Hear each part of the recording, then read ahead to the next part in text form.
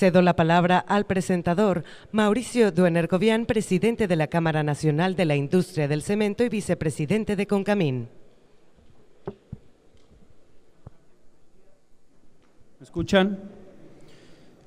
Señores y señoras, es un placer para mí dar la bienvenida e introducir al secretario de Hacienda y Crédito Público, José Antonio Meade Curibreña, quien el día de hoy nos hablará de las grandes reformas para la estabilidad y el crecimiento económico de México.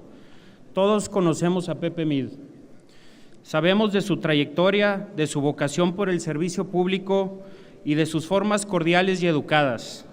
Nunca está de más recordar algunos datos de la biografía de José Antonio Meade.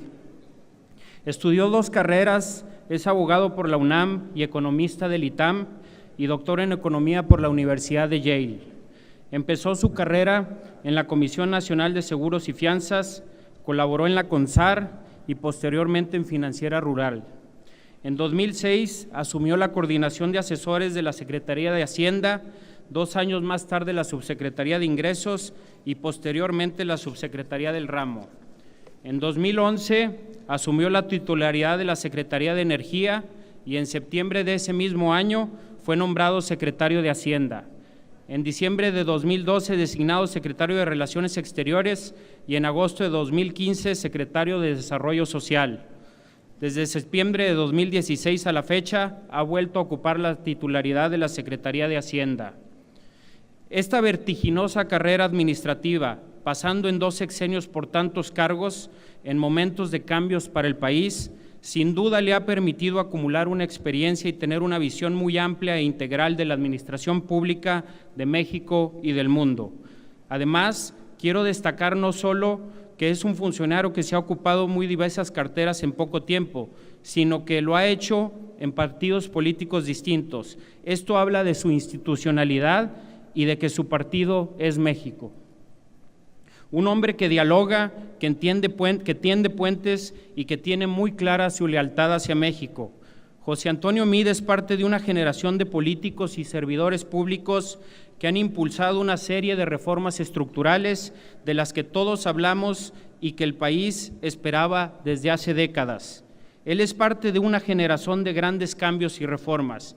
Él mismo ha sido autor, coautor y testigo de muchas partes de este proceso de las reformas claves. Y él conoce el alcance, los ritmos, los detalles y lo que les falta a estas reformas para consolidarse y para concretar el México desarrollado y próspero con el que todos soñamos. Secretario, su testimonio es fundamental para entender los cambios que ha experimentado el país. Todos quienes nos encontramos aquí queremos entender mejor las reformas estructurales, en qué puntos se encuentran y qué es lo que debemos esperar de ellas en los próximos años. Las reformas estructurales, como las que ha hecho México, toman tiempo para madurar y la sociedad, los políticos y los empresarios debemos ser muy responsables y conscientes de lo que sí podemos esperar de ellas y de lo que no debemos esperar en el corto, mediano y largo plazo. Las reformas estructurales son y deben ser un proyecto superior de largo plazo del país. Secretario, la idea es escucharlo y que nos platique de manera cercana sobre su experiencia y aprovechar su presencia para conocer la visión de un hombre que, en cualquier caso, es y será clave en la constitución del futuro de México. Los sismos que han lastimado a nuestro país y que a todos nos duelen no deben hacernos olvidar que este es un país que tiene un proyecto de desarrollo de nación, una ruta de navegación de la que no nos vamos a apartar. Queremos escuchar de usted en dónde estamos en esa ruta y cuáles son los retos por venir. Bienvenido, señor secretario, a esta reunión anual de industriales, la RAI en Monterrey. Es un honor y agradecemos mucho el poder contar con su presencia.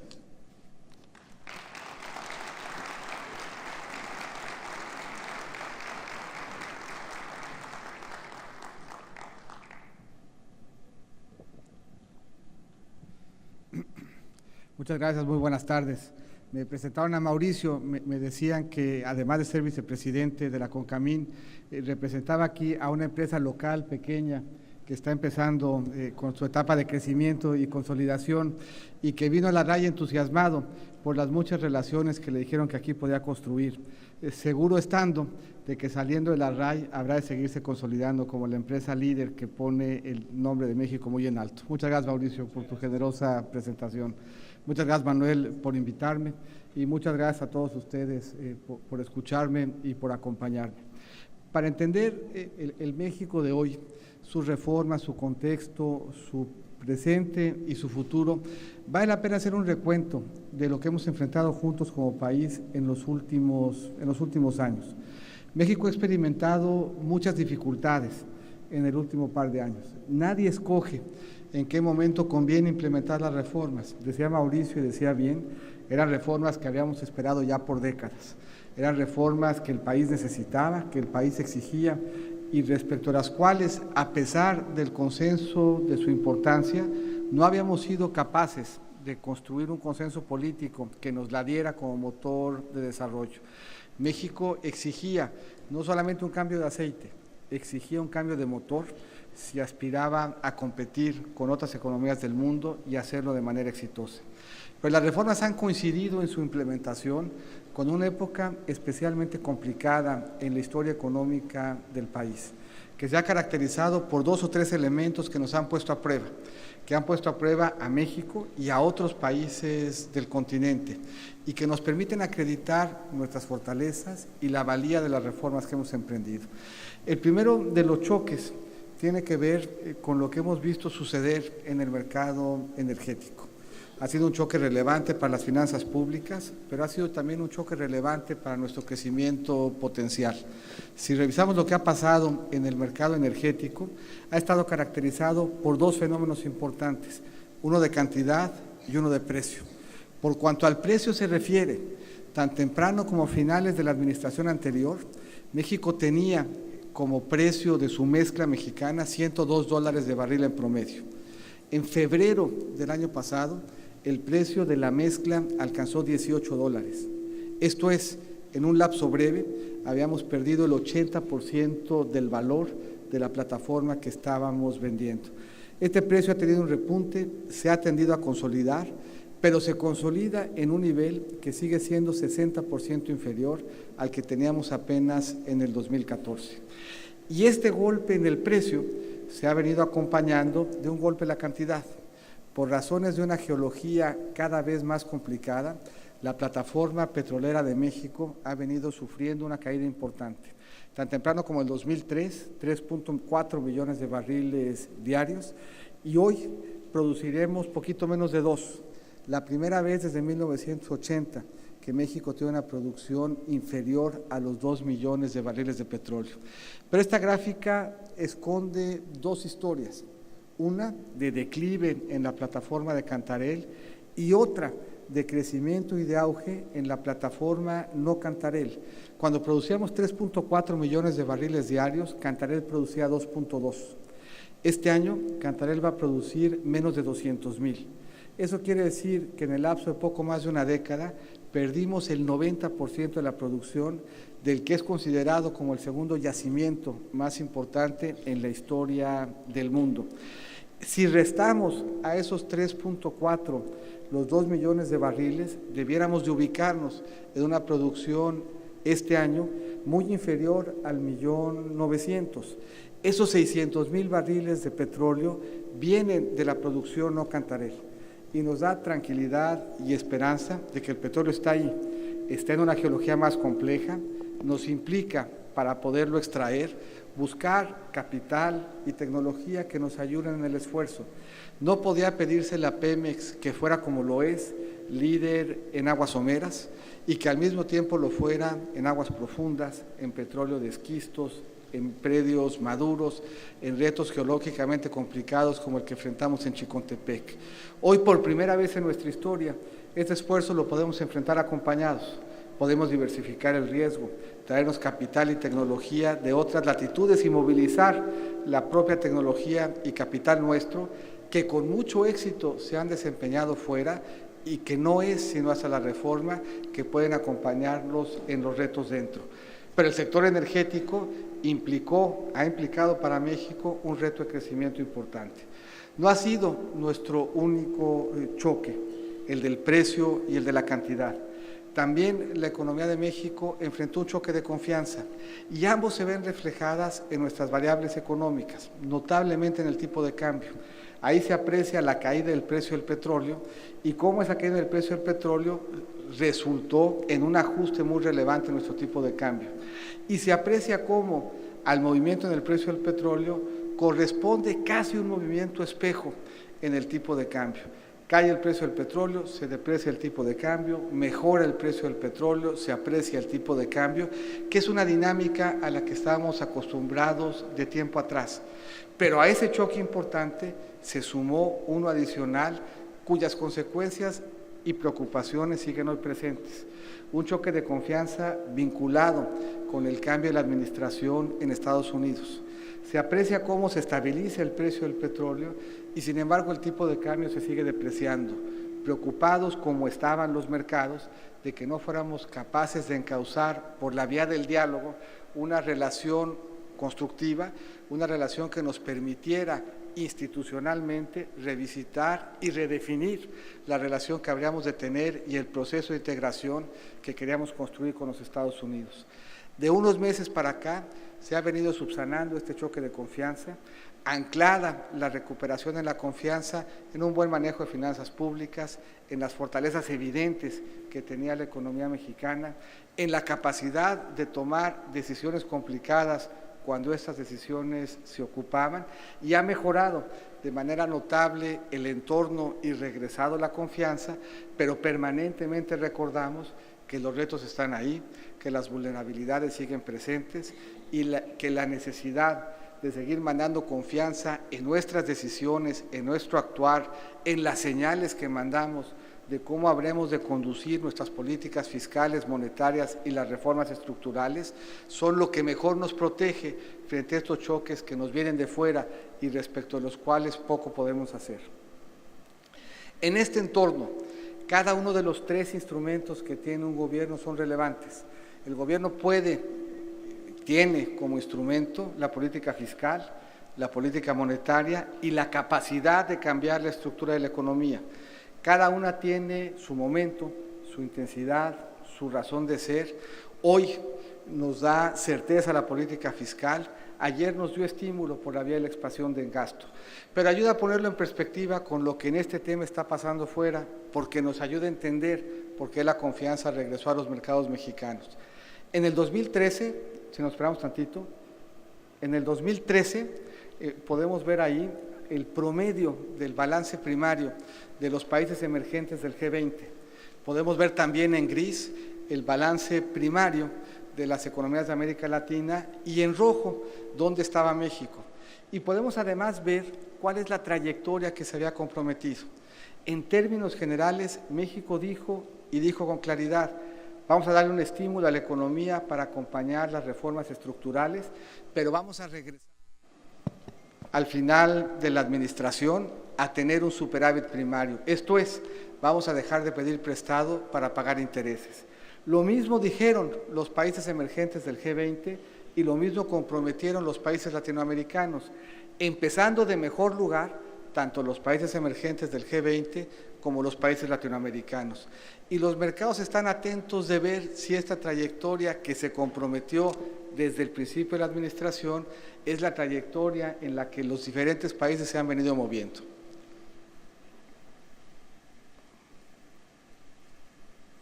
Ahí se ve un deterioro importante en los balances primarios de los países latinoamericanos, se ve un deterioro relevante en los balances primarios de los países emergentes del G20 y se ve cómo México se ha mantenido en la trayectoria que había comprometido, esperando alcanzar este año por primera vez en una década un superávit primario, situación que no habrán de alcanzar los países de América Latina en promedio, sino hasta el año del 2020, y que no se ve en el futuro cercano sea una realidad para los países emergentes del G20. Frente a la incertidumbre, ese es un espacio de blindaje importante. Y lo mismo podemos ver respecto a la deuda como porcentaje del PIB. Ahí de nuevo se ven América Latina, un poquito más endeudado que nosotros y los países emergentes del G20. Los países emergentes del G20 esperaban una trayectoria decreciente de su deuda como porcentaje del PIB, los latinoamericanos aspiraban a estabilizarla y México esperaba también a encontrar estabilidad en la razón de deuda PIB hacia el final de la administración. Y podemos igualmente ver cómo han evolucionado esas variables.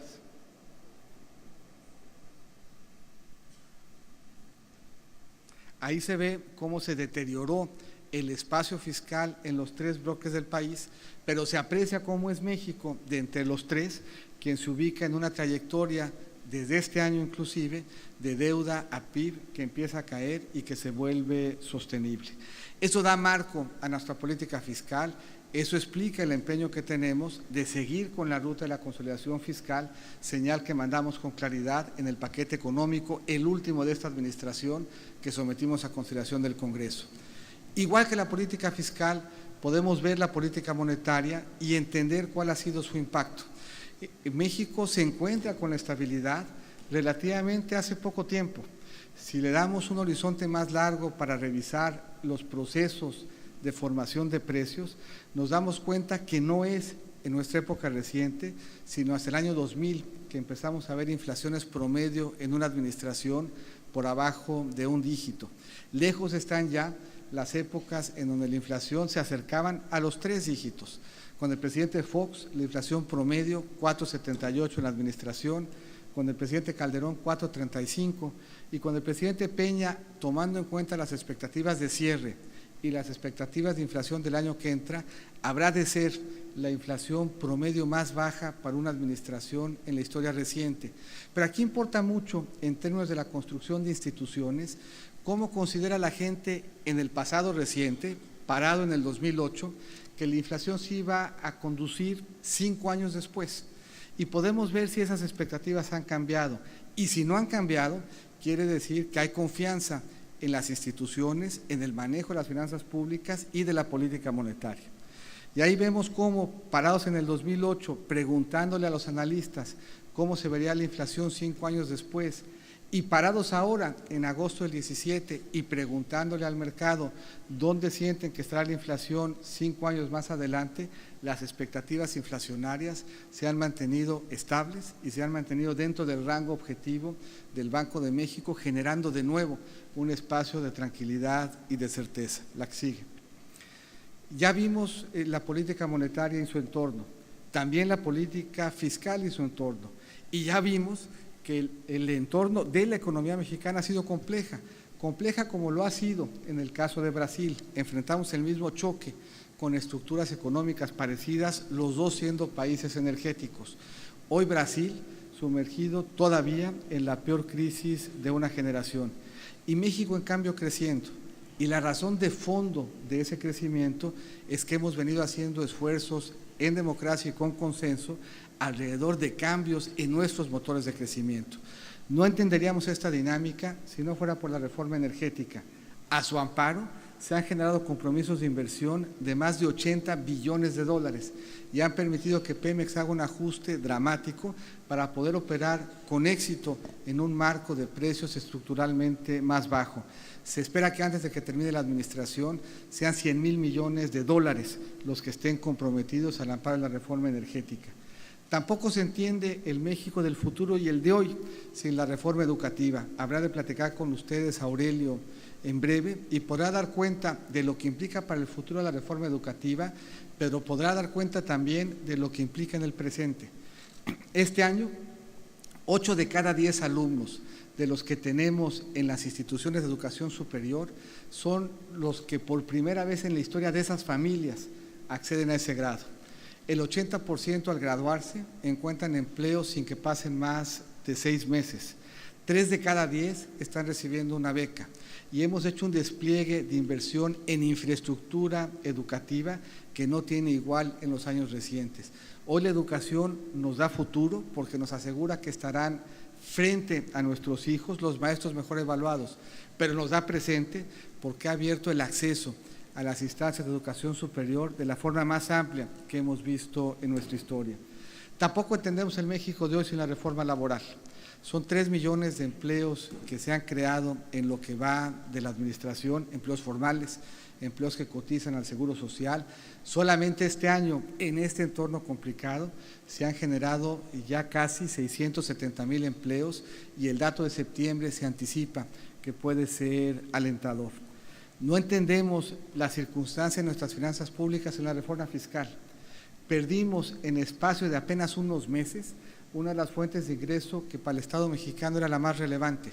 En el 2014, casi el 40% de los ingresos públicos venían de fuentes petroleras. El año pasado solamente el 16%. Del 40 al 16 en un espacio de meses implicó el reto de sustituir 5 puntos del PIB de ingreso petrolero por ingreso tributario. Esa sustitución descansó sí en la reforma, pero en un fenómeno mucho más profundo y estructural, que es el de la digitalización de la economía. Hoy el SAT procesa 200 facturas electrónicas cada segundo.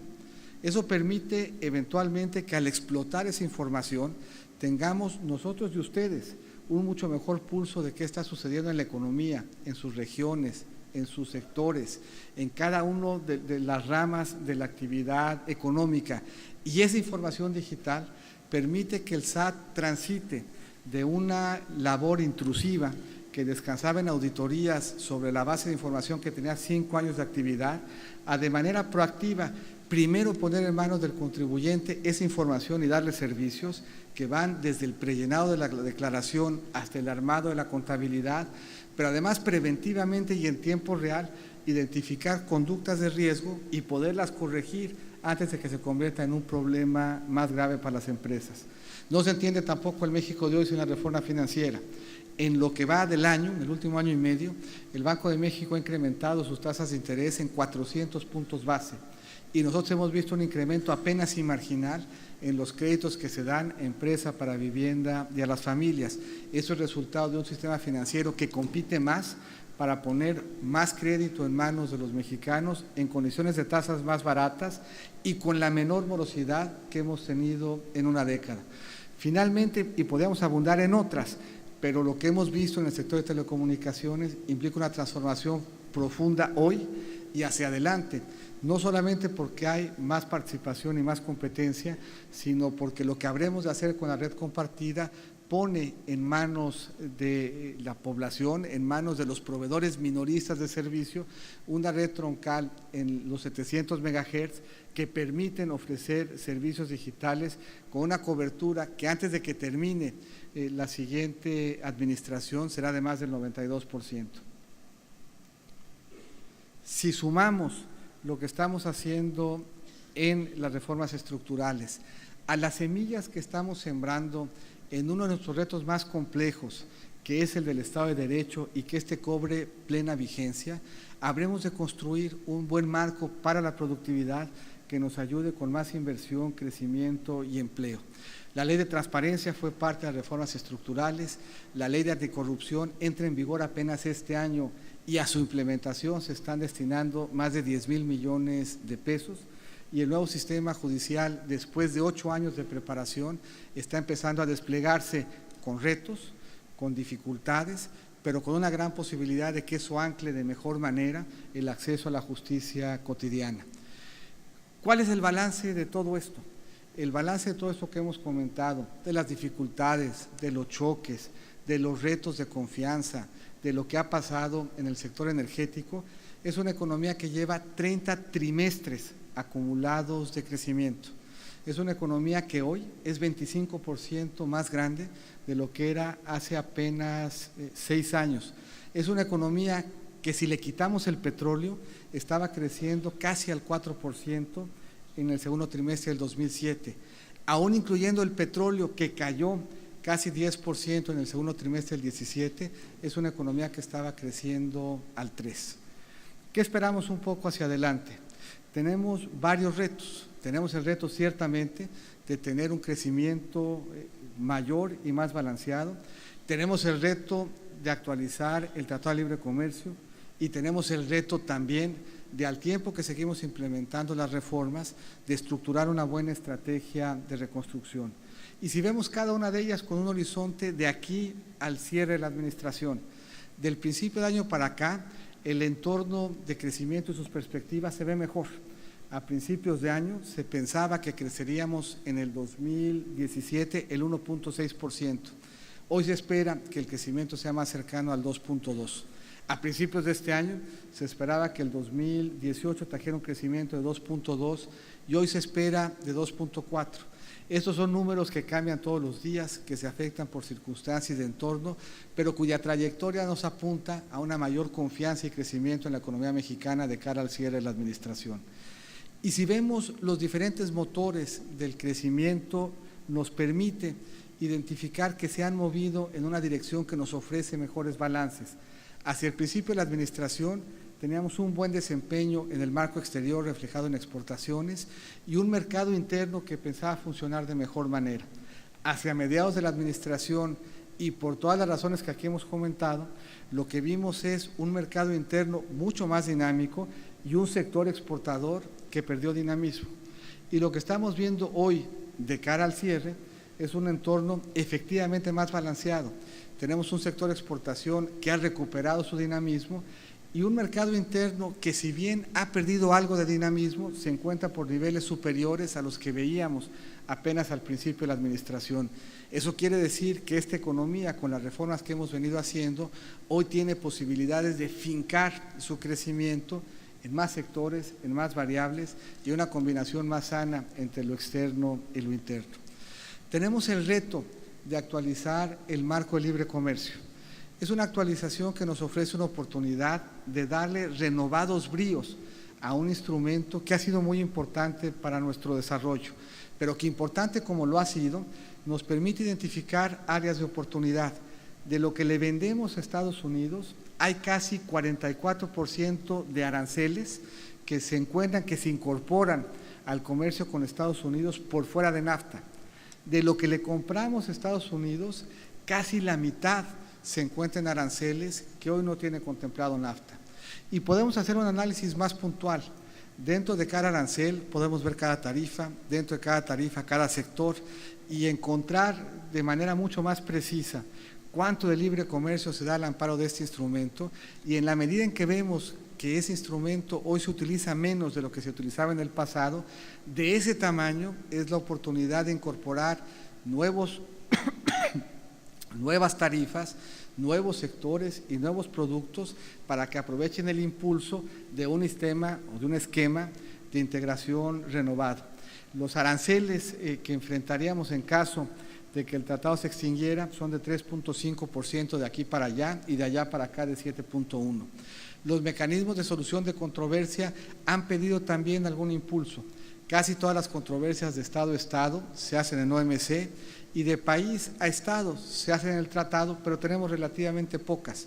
Si queremos que el Tratado de Libre Comercio vuelva a ser un elemento de ventaja comparativa para Norteamérica, es una oportunidad que debemos de aprovechar y es una oportunidad que hoy está en manos, en su conducción, en su implementación y en su negociación de uno de los equipos mejor experimentados, más talentosos y más conocedores en materia de negociación, y estando aquí en Monterrey, en Nuevo León, difícil no hacer un reconocimiento puntual a la gran labor de Ildefonso Guajardo y la gran confianza que tenemos y que debemos de tener en su enorme experiencia, la que sigue. Tenemos por delante el reto de la reconstrucción. Hemos enfrentado, seguimos inmersos en la tensión de la emergencia, siguen habiendo labores de rescate, sigue habiendo hoy que no tiene su circunstancia de vivienda, de alimentación, de refugio, de salud todavía debidamente atendida. Es de reconocer el despliegue de sociedad y gobierno en la atención de los siniestros. Es de reconocer la generosidad con la que se han volcado todas las geografías del país. Hoy que entrábamos a este centro de convenciones, lo veíamos habilitado como centro de acopio para recoger la generosidad de Nuevo León para quienes han sido siniestrados. Pero poco a poco habremos de transitar de la atención de la emergencia al reto de la reconstrucción. Y el reto de la reconstrucción abarca diferentes áreas. En este caso particular, por el resultado del sismo, un acento en materia de vivienda. Un acento que implicará que nos despleguemos con apoyos para quien tuvo daños parciales, con apoyos para quien tuvo daño total, que podamos complementar estos apoyos en algunos casos con crédito hipotecario, en algunos casos con créditos quirografarios, que podamos apoyar y construir esquemas que permitan con algún aliento los esfuerzos de reestructuración de los edificios afectados y que podamos construir un esquema conjunto amparado en legislación local, en créditos articulados desde el gobierno y en adecuaciones al marco tributario en términos de indivisos para poderle dar aliento a la reconstrucción de los edificios que o cayeron o habrán de ser demolidos. Y junto con las acciones de vivienda, el reto de reconstruir escuelas, de recuperar nuestro patrimonio cultural que se vio muy afectado, de recuperar nuestra capacidad de desplegarnos en materia de salud. Afortunadamente esta no fue la más afectada, en recuperar nuestra capacidad de comunicación en aquellos tramos carreteros que sufrieron algún daño y en recuperar al amparo de este esfuerzo conjunto mejores espacios públicos en cada una de las comunidades afectadas. Vamos a trabajar en todo ello con el sector privado, bancos, aseguradoras, empresarios y sociedad civil. Hemos agradecido y reconocido la generosidad, no solo en la atención, sino el deseo y disposición a sumarse y coordinarse para la reconstrucción, y habremos de hacerlo de forma tal que cada peso que se dedica a la reconstrucción tenga identificada la fuente del daño, la fuente del recurso y el destino del recurso georreferenciado hasta el beneficiario último. Hoy en la tarde debemos de tener ya la hoja, nuestro portal de transparencia, y lo habremos de empezar a alimentar a partir de la semana que entra, en muchos casos incluso en tiempo real. ¿Qué esperamos hacia el cierre? Hacia el cierre esperamos responsabilidad y coherencia en el manejo de nuestras políticas públicas y esperamos que éstas se encuentren fincadas en la aprobación de un paquete económico responsable. Esperamos seguir trabajando en impulsar las reformas estructurales conscientes de las bondades que tienen en crecimiento y en empleo. Y esperamos seguir consolidando y sembrando esta nueva arquitectura que permita que el Estado de Derecho cobre la vigencia que hoy todavía no tiene nuestro país. Y el hacer todo esto nos prepara para que al arranque de la nueva administración podamos consolidar como prioridad el Estado de Derecho, seguir implementando la segunda etapa de las reformas estructurales y hacer todo ello sin descuidar la estabilidad económica, que hoy es uno de nuestros principales activos. Pues muchas gracias y muy buenas tardes.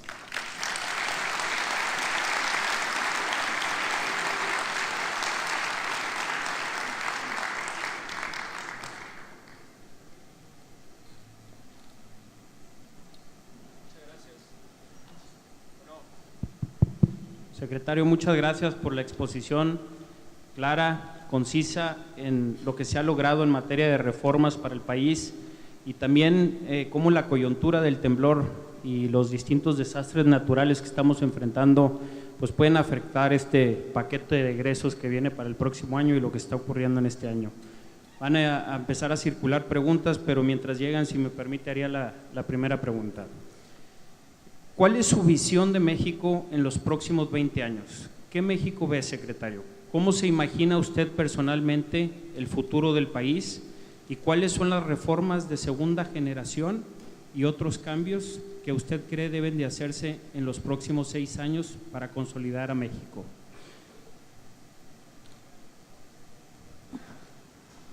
Parado hoy y viendo hacia adelante, sobre la base de lo que hemos venido sembrando, México está destinado a ser un país aún más grande. México hoy es parte del G20 y no hay prácticamente ningún debate relevante en el que México o del que México no sea parte. No se puede hablar de coordinación macroeconómica si México no está en la mesa. No se puede hablar del reto de migración si México no participa en el debate. No se puede hablar del cambio climático, de las formas de mitigar sus efectos o de combatirlo si México no participa en ese debate. Dada nuestra geografía, dada la forma como hemos venido estructurando nuestra economía, es probable que parado en las siguientes 2 décadas, México se ubique como una de las 10 economías más grandes del mundo. Y debemos de hacerlo además al tiempo de caminar en ese rumbo como una de las economías más incluyentes del mundo. Ese es un tema en donde México, si bien ha superado grandes retos, sigue teniendo espacios de pobreza que lastiman y que laceran. Pero la construcción de ese México hacia adelante la podemos hacer sobre la confianza de que los retos, aún en materia de inclusión, que hemos superado en las últimas 2 décadas, son retos muy importantes. Si nos vamos apenas 2 décadas para atrás, 1 de cada 5 viviendas en México tenían piso de tierra. El 15% de las viviendas en el país, 1 de cada 7, no tenían electricidad.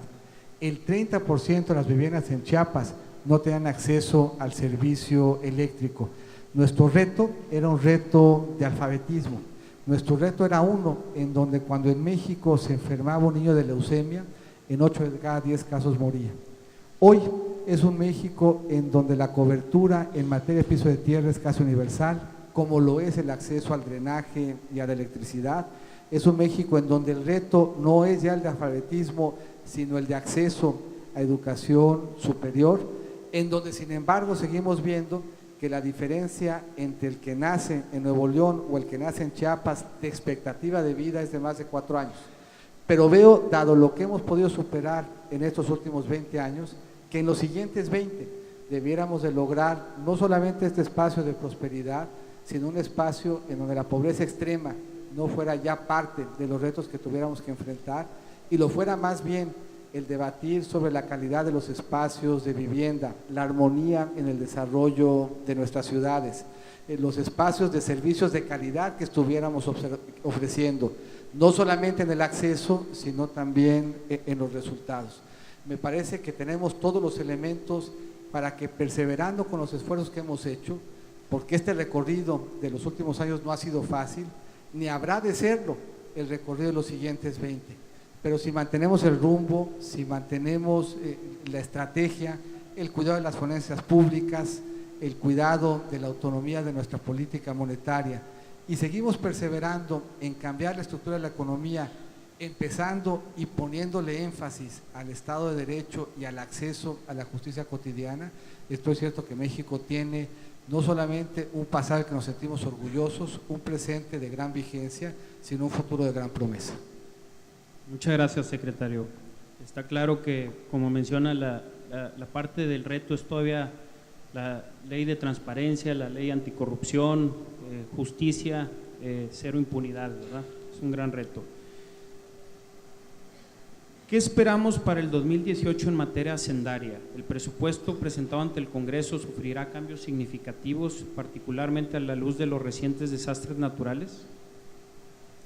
El proceso presupuestal tiene muchos elementos que yo creo que ayudan a que tenga buena vigencia año con año. Es un proceso que vamos construyendo literalmente desde el primer trimestre, en donde le mandamos al Congreso los primeros elementos de precriterios de política económica. Ahí le decimos cómo, parados en el primer trimestre, pensamos que se va a ver el 2018. Después le mandamos cuáles son los elementos que sentimos por rubro que deben incluir el presupuesto. Después le mandamos en septiembre ya los criterios de política económica y el presupuesto. Y ahí reflejamos nuestra visión de cuáles deben ser los rubros prioritarios y cuál el entorno económico que vamos a enfrentar. Pero una vez habiéndolo enviado nosotros y en este ejercicio de cooperación entre poderes, se va actualizando la información entre el envío y la aprobación de la ley de ingresos y se van actualizando las circunstancias, los contextos y las necesidades. Yo estoy cierto hoy que para el 2017 tendremos que hacer esfuerzos de reconducción presupuestal para hacerle frente no solo a la emergencia, sino a la reconstrucción. Y tengo absolutamente claro que el año que entra, uno de los elementos que debe el presupuesto aprobado de apuntalar es también el esfuerzo de reconstrucción. Ello nos va a mover seguramente en concurso, en consonancia y con la solidaridad y sensibilidad de la Cámara de Diputados, encontrar los ajustes y los espacios necesarios para que uno de los ejes rectores del presupuesto del 2018 sea una reconstrucción exitosa. En ese aspecto, ¿qué impacto estima usted podrá tener en el crecimiento económico los desastres naturales?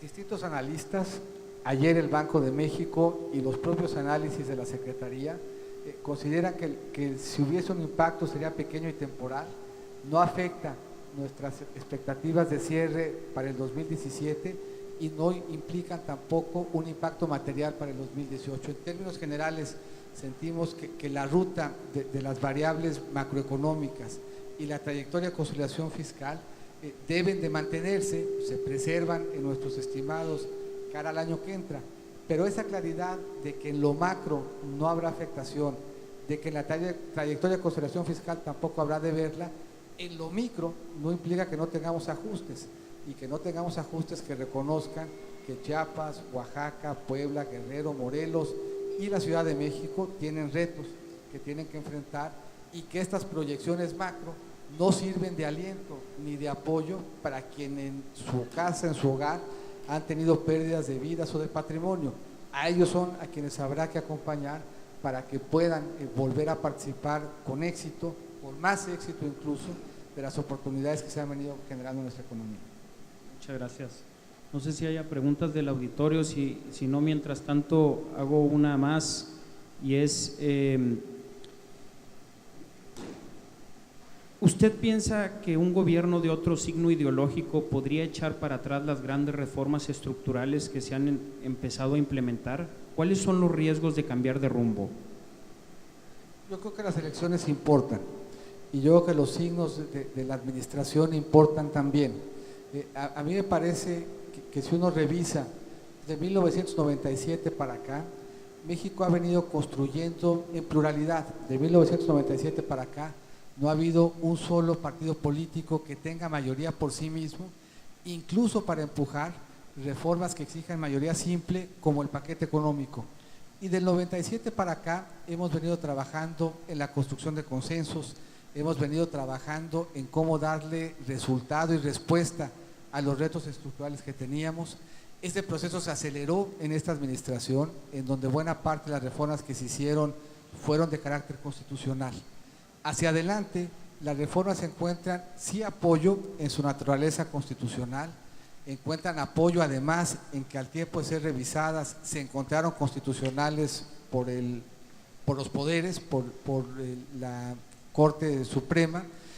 Adicionalmente se han venido perfeccionando los marcos normativos, pero yo creo que lo que le da la mayor vigencia y el mejor espacio de protección al proceso de reformas y de rumbo que llevamos es que han probado que traen consigo beneficios. Han probado la reforma energética, que abrir espacios fue positivo. Han probado el conjunto de reformas que un México de libertades y que ve hacia el futuro tiene consigo mejores espacios de crecimiento que un México sin libertades y que voltea hacia atrás para encontrar respuestas que debería de encontrar en el futuro. Habiendo dicho todo esto y pensando yo que en lo legal y por el hecho de que tienen plena vigencia y se están traduciendo en inversión, en empleo y en crecimiento, las reformas y el rumbo tienen un espacio de apoyo adecuado, las administraciones cuentan, los postulados cuentan, las campañas cuentan y el rumbo del país sí habrá de definirse en mucho con cargo a los que los mexicanos escojan en las urnas el año que entra. Muy bien, muchas gracias, secretario. Me están pidiendo por cuestiones de tiempo, esta sea la última pregunta. Si usted tuviera 3 deseos que le pudiera pedir a un mago, ¿qué le pediría para México?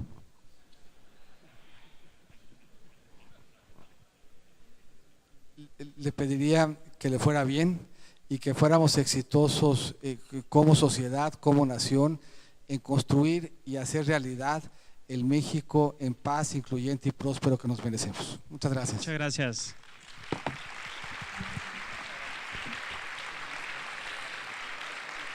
Agradecemos la participación del secretario de Hacienda y Crédito Público y le solicitamos permanezca en el estrado, ya que a continuación Juan Ignacio Garza Herrera, presidente de Canintra Nuevo León, le hará entrega del libro de los 100 años de Concamín y un presente por su participación.